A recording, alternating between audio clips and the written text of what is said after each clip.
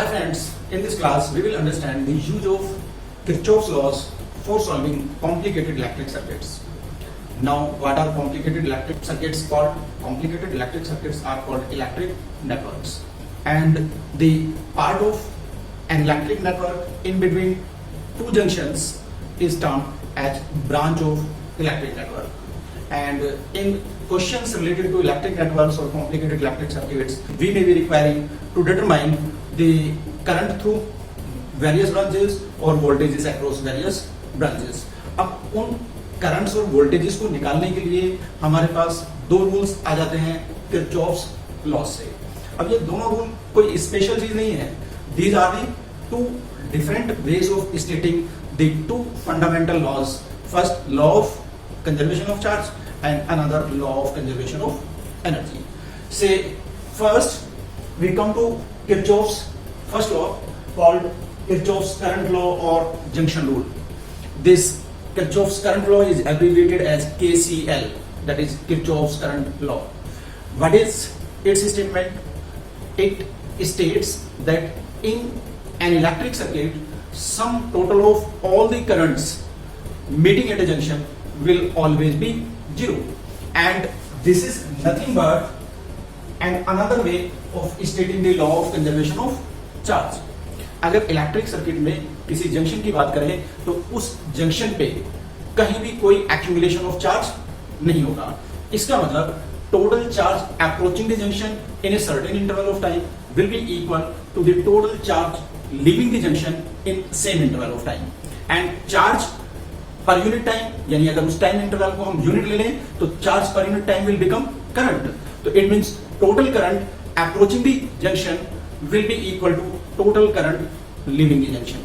अब अगर कुछ हमारे पास आ रहा है तो then that will be taken as positive, and if something is going from us then that will be taken as negative. तो इसी तरह से जंक्शन पे अगर चार्ज आ रहा है तो आते हुए चार्ज को अगर हम पॉजिटिव माने तो charge leaving the junction will be taken as negative. So it means the charge per unit time approaching the junction means the total currents approaching the junction will be taken as positive, while the total currents leaving the junction, that the total charge leaving the junction per unit time will be taken as negative. So it means अगर हम बात करें कि sum total of all the currents approaching the junction is zero, it means total charge accumulated on the junction in unit time is zero, as there is no accumulation of charge anywhere at any point within the electric circuit. So summation I is equal to 0 it will give us. अब अगर summation I is equal to 0 और हम बोलते हैं कि जो currents approach कर रही है जंक्शन को वो पॉजिटिव है, जो रिसीव कर रही है वो नेगेटिव है, तो हम इस एक्सप्रेशन को लिख सकते हैं I1 approaching the junction positive, I2 leaving the junction negative, I3 again approaching the junction positive, I4 leaving the junction negative, I5 again leaving the junction negative, I6 approaching the junction positive, and sum total of all these will be 0. अब इससे आपके पास क्या आएगा? I1, I3, I6, I1 plus I3 plus I6 is equal to I2 plus I4 plus I5. It means sum total of all currents approaching a junction will be equal to sum total of all currents leaving the junction. क्यों? क्योंकि sum total of all currents meeting at a junction will always be zero, because there will be no accumulation of charge anywhere at any point within the electric circuit. So it was the statement of Kirchhoff's current law. Either you may say sum total of all currents meeting at a junction is zero, or you may say the total amount of current approaching the junction will be equal to total amount of current leaving the junction. Now, Kirchhoff's voltage law, yani the another law given by Kirchhoff, Kirchhoff's voltage law or loop rule or mesh rule, all are the name of the same rule. Now, Kirchhoff's voltage law is abbreviated as KVL, और ये क्या है? It is another way of stating the law of conservation of energy. अगर हम किसी point से start करें और घूम फिर के वापस उसी पॉइंट पे आ जाएं तो work done by us will be zero. अब चूंकि डिस्प्लेसमेंट जीरो हो जाएगा तो वर्क डन जीरो हो जाएगा. तो इन द सेम वे अगर हम एक क्लोज मैश में या क्लोज सर्किट में एक पॉइंट से स्टार्ट करके वापस उसी पॉइंट पे आ जाए तो sum total of all the work dones per unit charge will become 0। अब चूंकि sum total of all the work dones per unit charge will become 0, तो work done per unit charge is what? Potential difference. तो it means we can state this second law given by Kirchhoff as in a closed circuit sum total of all potential differences is always 0. So first law में sum total of all currents meeting at the junction is 0, but in the second law given by Kirchhoff sum total of all potential differences encountered in a closed circuit will always be 0. It means it can be stated as summation V is equal to 0. अब V क्या है? V is equal to IR. So you may also say sum total of IR is equal to 0. Now, in order to use this second law, we will have to start from a point within a closed electric circuit, and after taking a round trip, we will have to return back to the same point. मान लो मैं यहाँ A, B, C, D, E, F, इसके अंदर मेरे पास 3 closed rules मिलते हैं। अब वो 3 क्लोज्ड लूप्स कौन कौन से हैं? A, B, C, F, F, C, D, E, A, B, C, D, E, F, A. So it means I have 3 different closed circuits in this figure. अब अगर 3 different closed circuit हैं इस network में, तो क्या होगा? मैं अप्लाई कर सकता हूँ किरचॉफ्स वोल्टेज लॉ को किसी भी सर्किट के लिए। मान लो मैं किरचॉफ्स वोल्टेज लॉ अप्लाई करता हूँ for close circuit A, B, C, F, A, तो ये मेरे ऊपर डिपेंड करेगा कि मैं A से B, C, F, A ऐसे मूव करूं या A से A, F, C, B, A ऐसे मूव करूं। मैं चाहे क्लॉकवाइज मूव करूं चाहे एंटी क्लॉकवाइज मूव करूं, मुझे क्या याद रखना है? मुझे जितने भी पोटेंशियल डिफरेंसेस मिलेंगे पाथ में, उन सबका सम 0 कर देना है। अब पोटेंशियल डिफरेंसेस में भी देखना है, अगर हम मूव करते हैं in the direction of rising potential, तो राइजिंग पोटेंशियल यानी पोटेंशियल इंक्रीज होता है, तो increasing will be taken as positive, और अगर हमारे रास्ते में जो पोटेंशियल है वो हमारी डायरेक्शन ऑफ मोशन में डिक्रीज करता है, तो then we have to take it as negative. इसका मतलब मान लो यहाँ सबसे पहले हम देखें तो ये सेल मान लो करंट देती है I1, ये सेल बी अपना काम करेगी, तो इट मींस ये भी मान लो करंट देती है I2। तो अब ये I1 और I2 इस जंक्शन F पे अप्रोच कर रहे हैं, और अगर ये दोनों अप्रोच कर रहे हैं तो जितनी करंट जंक्शन पे अप्रोच कर रही होगी उतनी करंट जंक्शन से चली जानी चाहिए। तो इट मींस ये दोनों मिलके यहाँ से बाहर आ जानी चाहिए, I1 प्लस I2 यहाँ हो जाना चाहिए। ये I1 plus I2 as such इस सर्किट में फ्लो करेगी, यहाँ आके पॉइंट C पे सेल E2 ने I2 charge per unit time हमें दिया था, तो ये अपना चार्ज पर यूनिट टाइम जो भी इसने दिया था वापस ले लेगी। तो इट मींस ये अपनी करंट I2 वापस ले लेगी। क्यों? क्योंकि सेल कोई चार्ज का खजाना नहीं है, ये चार्ज को केवल सर्किट में मूव कराने के लिए एनर्जी प्रोवाइड करता है। बाकी ऐसा नहीं है कि इससे हम चार्ज कॉन्टिन्यूअसली लेते रहेंगे। तो इट मींस ये कोई हमें चार्ज नहीं देता, केवल चार्ज को सर्किट में मूव कराने के लिए एनर्जी देती है सर। तो इसका मतलब किसी भी सोर्स से हम केवल एनर्जी लेते हैं to make the charge move through the circuit. और यहाँ भी ये क्या हुआ, E2 ने अपना चार्ज पर यूनिट टाइम जो भी दिया था वो वापस ले लिया। अब बचा हुआ क्या बचा? I1। तो I1 ये एज सच कहाँ पहुंचेगा? सेल ऑफ EMF E1 पे। क्यों? क्योंकि ये अपना वो चार्ज पर यूनिट टाइम जो इसने दिया था वापस लेगी, तो इसका मतलब I1 फिर इसको वापस ले जाएगा। तो इस तरह से ये करंट का डिस्ट्रीब्यूशन हो जाएगा इसमें। अब अगर एक बार सर्किट के अंदर करंट का डिस्ट्रीब्यूशन हो गया, तो then you can apply Kirchhoff's voltage law, और as an example we will understand how to apply voltage law in an electric circuit. तो अभी मैंने बताया कि इसके अंदर हमारे पास 3 लूप हैं। मान लो मैं अप्लाई करता हूं मैश रूल को फॉर मैश ABCF, तो मेरे ऊपर डिपेंड करता है, मैं AFCB ऐसे भी चल सकता हूं, ABCF ऐसे भी चल सकता हूं। और ये याद रखना है क्योंकि इसमें इक्वल टू 0 है।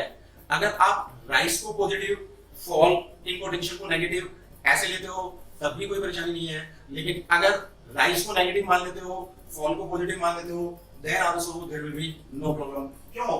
क्योंकि इक्वल टू जीरो है, जीरो है तो इसका मतलब एलएचएस को नेगेटिव से मल्टीप्लाई भी कर देंगे तब भी रिजल्ट पे कोई फर्क नहीं पड़ेगा, because zero is neither negative nor positive. तो अब मान लो मैं ए से चलता हूं और ऐसे चलता हूं, A F C B A means in anticlockwise direction. तो अगर ऐसे चलता हूं, ए से एफ तक आया तो ए से एफ तक कोई पोटेंशियल डिफरेंस नहीं, एफ से सी की तरफ गया, मैं मार्क कर देता हूं कैसे मूव कर रहा हूं मैं। तो एफ से सी की तरफ जाऊंगा तो सबसे पहले मुझे ये सेल मिलेगी जिसका ईएमएफ E2 है, और जब मैं इसको क्रॉस करूंगा तो I will travel from its positive terminal to negative terminal. अगर पॉजिटिव टर्मिनल से नेगेटिव टर्मिनल की तरफ चलूंगा तो मैं हायर से लोअर पोटेंशियल की तरफ जाऊंगा, अगर हायर से लोअर पोटेंशियल की तरफ जाऊंगा तो it means there will be a fall in potential, और अगर इसमें फॉल इन पोटेंशियल को नेगेटिव ले लूं तो ये माइनस।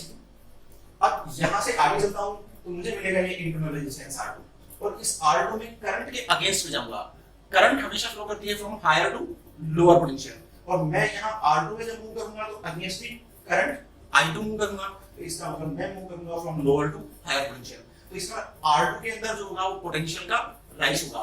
अगर फॉल को मैंने नेगेटिव लिया है तो राइज को मुझे लेना पड़ेगा पॉजिटिव, और अगर पॉजिटिव लूंगा तो यहां हो जाएगा I2 R2।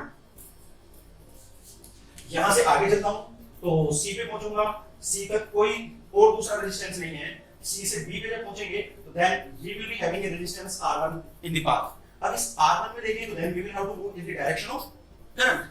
I1 सी से बी जा रही है और हमें भी सी से बी की तरफ जाना है, तो we will move in the direction of current, and current flows from higher to lower potential. तो इसका मतलब हमें चलना होगा in the direction of fall in potential.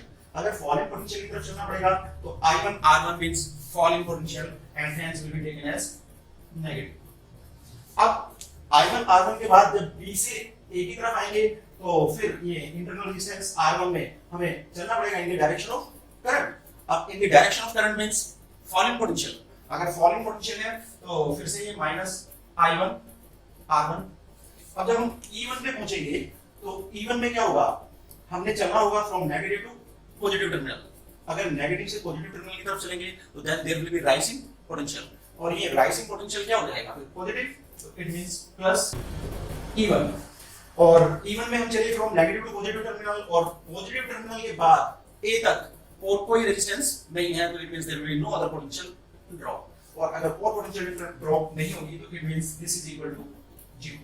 और in this way we will obtain one equation for mesh FEDC।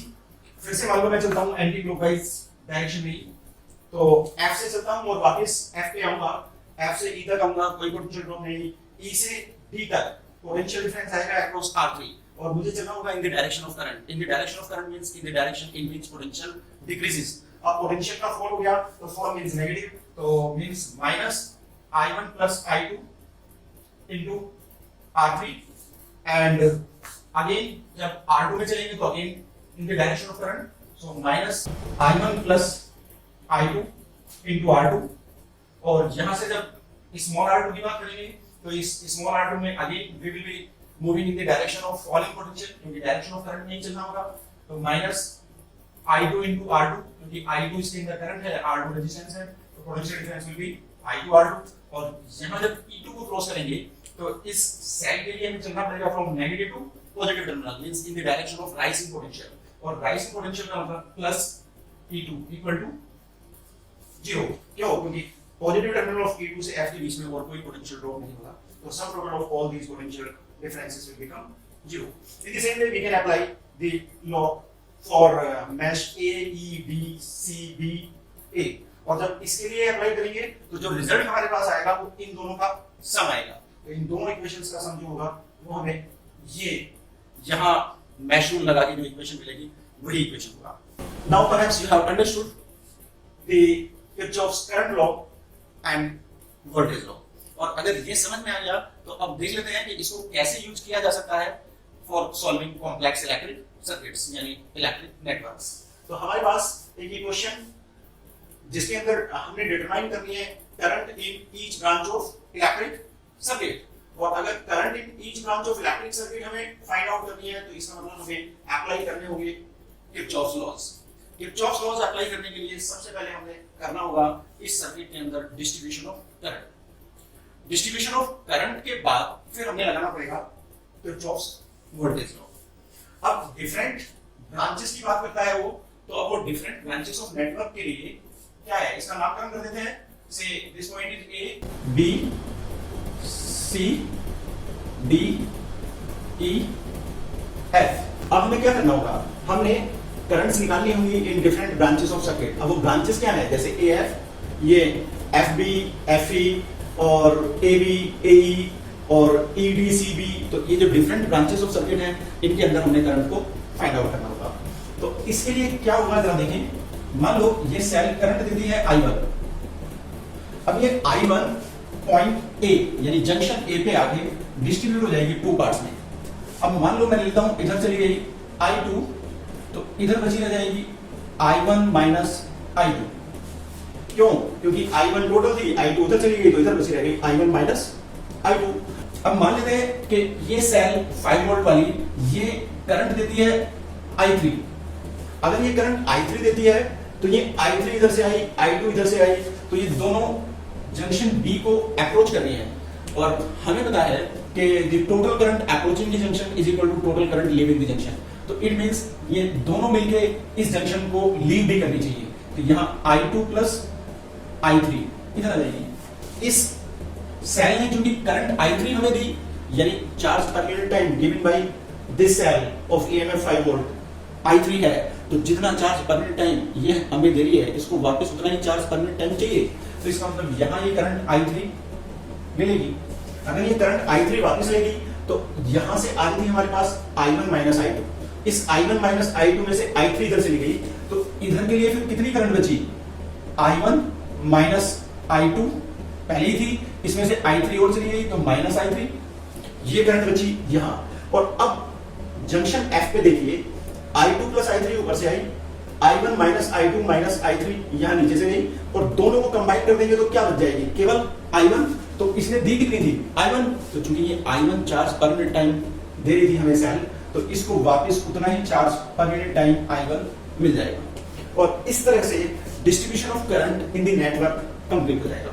हमेशा याद रखना है कि जितना चार्ज पर मिनट टाइम कोई सेल सर्किट में दे रही होगी, उतना ही चार्ज पर मिनट टाइम को वापस भी ले रही होगी।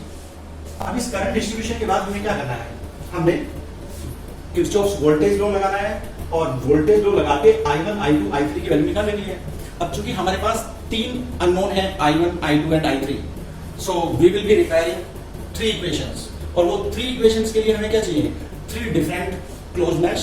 अगर वो 3 डिफरेंट क्लोज मैश चाहिए तो अभी हमें सिंपल से जो दिख रहे हैं AFBA, AFEA एंड EDCBE, ये तो बेसिकली हमें 3 मैश दिखाई दे रहे हैं। तो इन तीनों के लिए ये रूल यूज कर लेते हैं, from mash ABFA।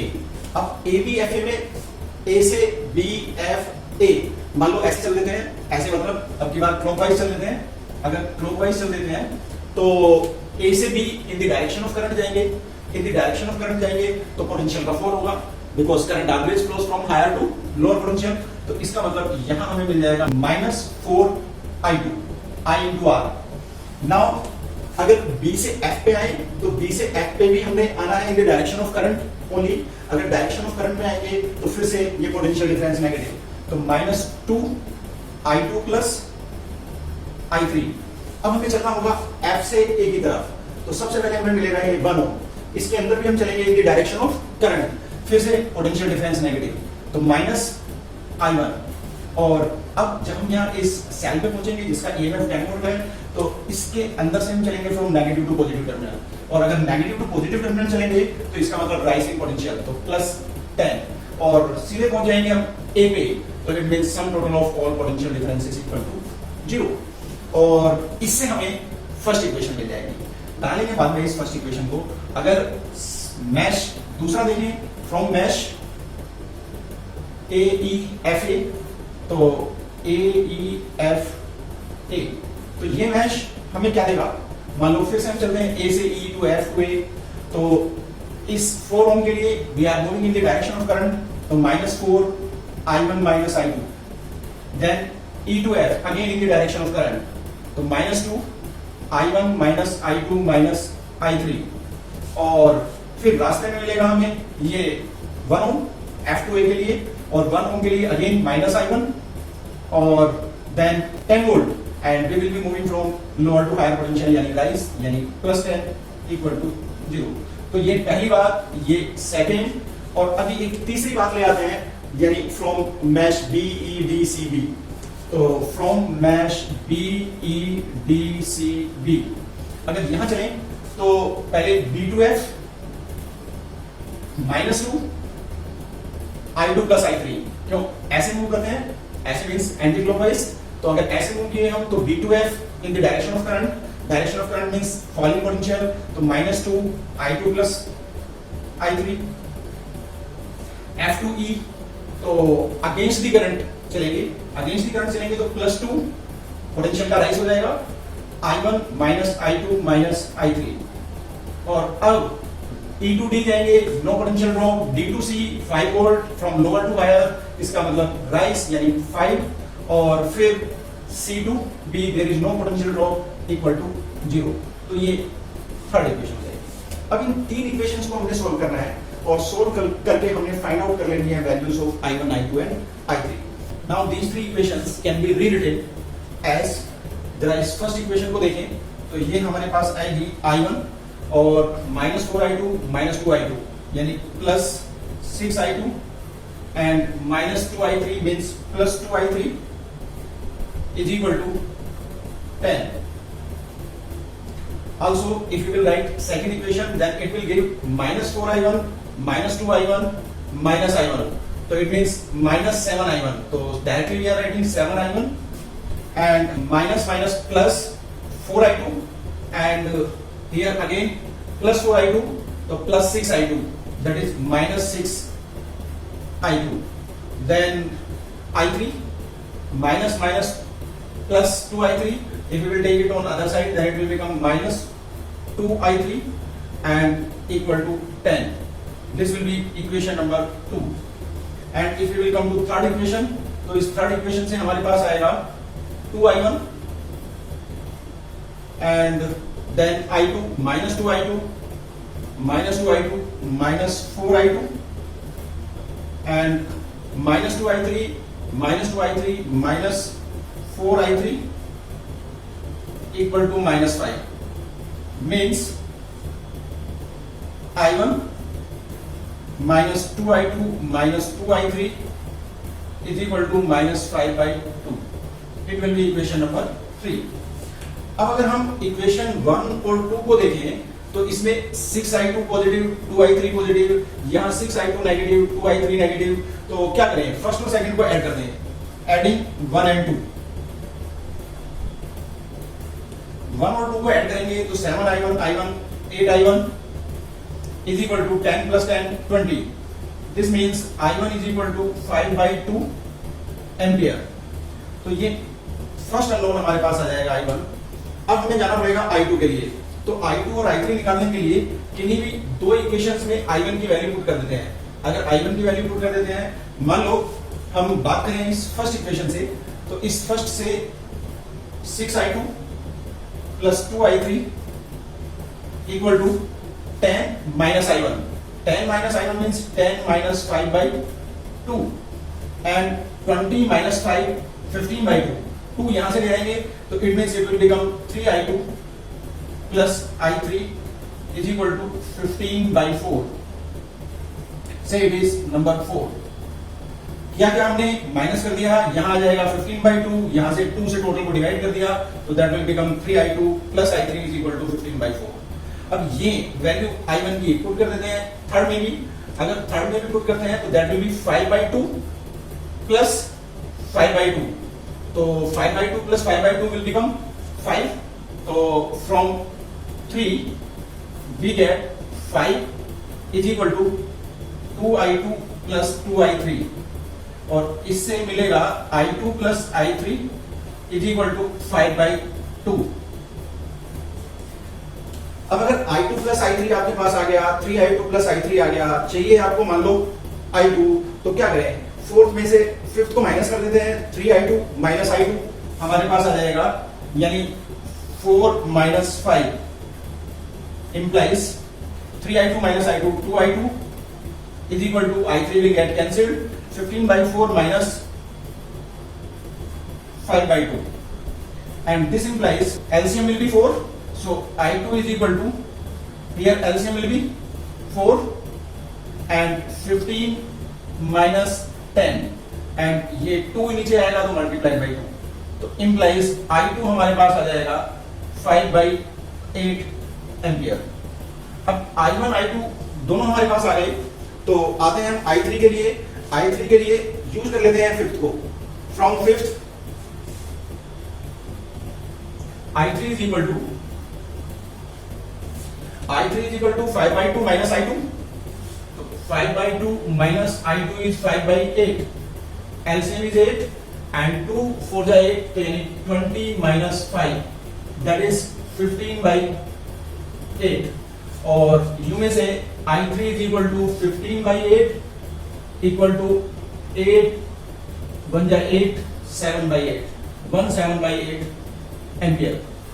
So in this way we can find out I1, I2 and I3. And once we get I1, I2, I3, we can find out the currents in various branches of this network. Say we want to find out current in branch AB.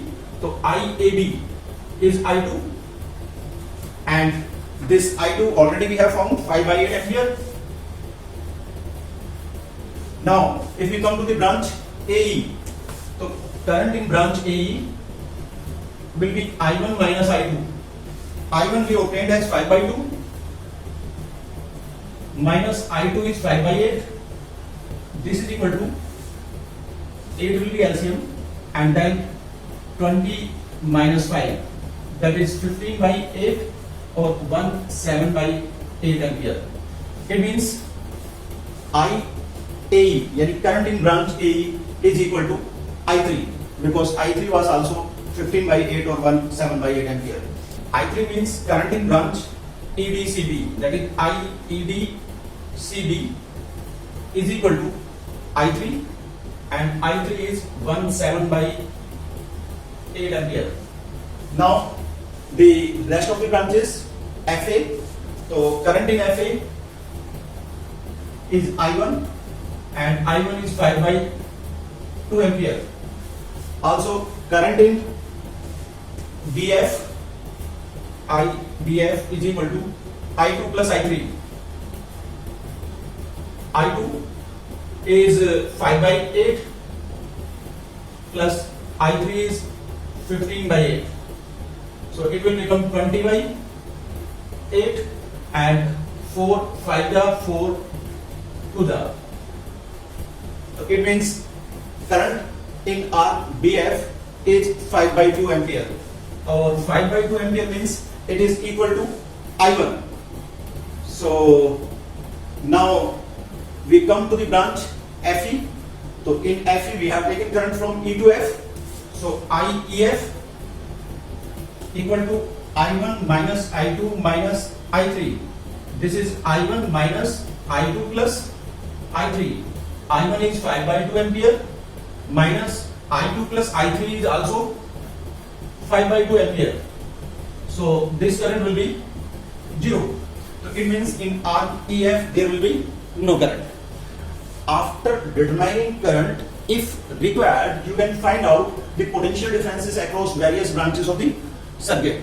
कैसे? Current into resistance, that will give you the potential difference. अगर potential difference इस region में निकालना होता A to F, तो A से F के बीच में potential difference निकालने के लिए हम यहाँ देखते हैं कि ये in the direction of current potential fall कर रहा है, लेकिन जब इसके अंदर आ रहे हैं तो potential rise कर रहा है. तो इसका मतलब potential difference across AF is the difference in potential differences of 10 volt and across this 1 ohm. Or I1 is 5 by 2 ampere, so potential difference across 1 ohm will be 5 by 2 volt. So 5 by 2 volt will be subtracted from 10 volt and then it will give you 15 by 2 volt. So it means 7.5 volt will be the potential difference across AF. So in this way we can find out the potential difference across this branch AF of the circuit. It was all about Kirchhoff's current and voltage law and their application in solving the complicated electric circuits, that is electric network.